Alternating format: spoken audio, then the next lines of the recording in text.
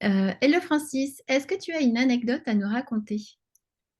Salut Emmanuel. Oui, j'ai une anecdote qui aurait pu servir en fait à la création de Connect, mais non, c'est juste venu renforcer l'idée de Connect. Et c'est une aventure personnelle. Donc c'est en fait une aventure qui concerne mon fils, donc qui a acheté sa première voiture d'occasion. Euh, il a mis toutes ses économies, donc c'est une voiture qui valait pratiquement 10 000 euros, donc qui devait être plutôt saine. Il se trouve que 4 jours après, il se trouvait sur l'autoroute, il a perdu son embrayage. 4 jours après l'achat.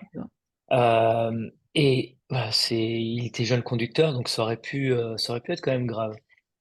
Mais malheureusement, ce constat, quand j'en parle autour de moi et quand je parle du besoin d'avoir Connect, ou en tout cas une application qui puisse tracer l'information, les gens te disent toujours, ah oui, ça m'est déjà arrivé, ou c'est arrivé à quelqu'un que je connais, ou etc., etc. Donc on se rend compte que le fait d'acheter une voiture d'occasion et de se faire avoir, en fait, c'est quand même relativement courant. Donc c'est pour ça que je dis, voilà, ça aurait pu servir à la création de Connect, mais non, ça renforce juste l'idée, et effectivement, on peut éviter ce genre de choses. Donc en fait, cette mésaventure a renforcé la vision que tu avais de Connect. Est-ce que tu peux nous dire justement à quelle problématique Connect répond pour l'utilisateur, le conducteur ou le propriétaire de la voiture?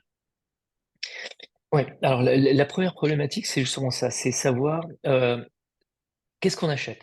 Aujourd'hui, quand on achète une voiture d'occasion, on a affaire à un vendeur, alors qu'il soit professionnel ou particulier, hein, la donne est la même. On doit faire confiance à cette personne ou à cette entité. Souvent, on n'a pas tout l'historique de la voiture, donc le seul moyen, c'est vraiment de faire confiance.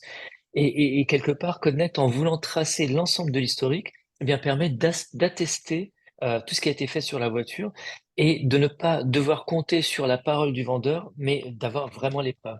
Donc ça, pour moi, c'est la première des choses.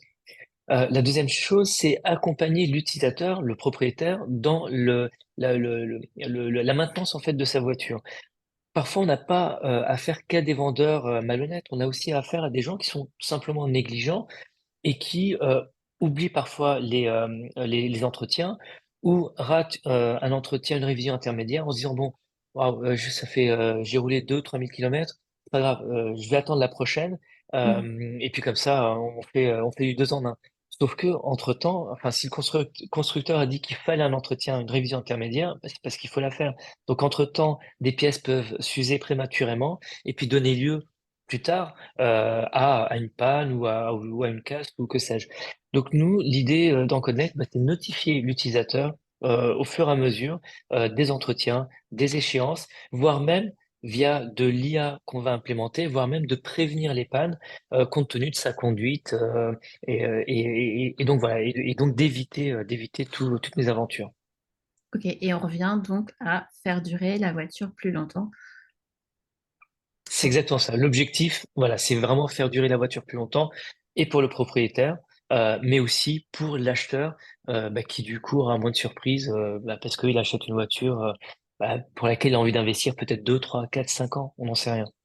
Exactement. Tout le monde y gagne, l'acheteur, le vendeur, et tout le monde fait des économies, même quand on est juste propriétaire et qu'on a décidé de garder sa voiture. Finalement, l'entretenir régulièrement, c'est aussi se prémunir d'une panne à plusieurs milliers d'euros dans quelques mois.